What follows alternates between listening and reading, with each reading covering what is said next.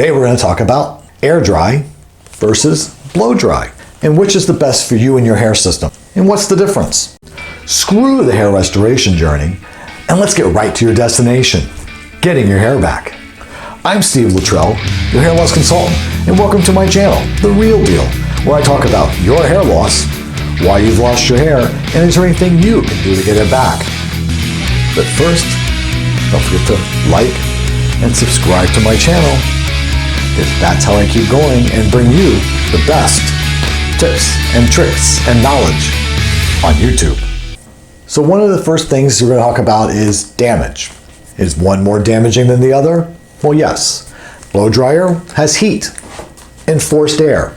So it's going to cause the hair to be more dry quicker, which is going to dry it out, damage the hair. The heat's going to damage the hair. So the blow dryer is going to be the more damaging versus the air dry. The air dry is basically just the environment drying the hair. So there's no outside factors that are contributing to the damaging of the hair. Second is styleability. What's the difference between blow drying your hair and letting your hair air dry, and the styles that you can achieve? In the air dry situation, you're a little bit more limited, let's put it that way.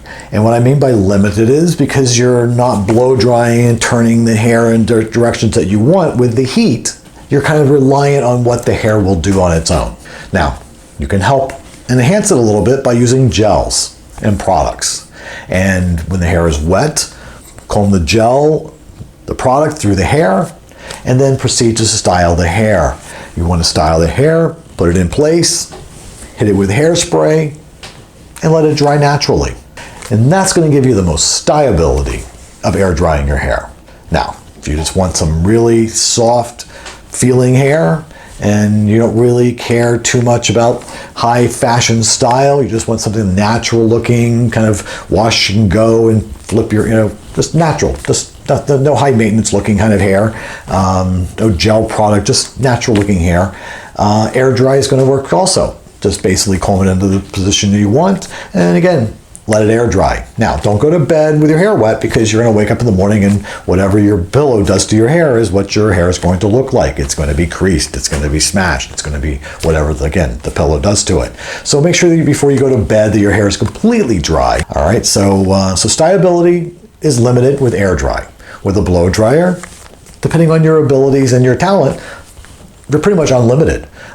You can take the heat from a blow dryer, you can take a small round brush, and you can put a curl into the hair, a flip into the hair.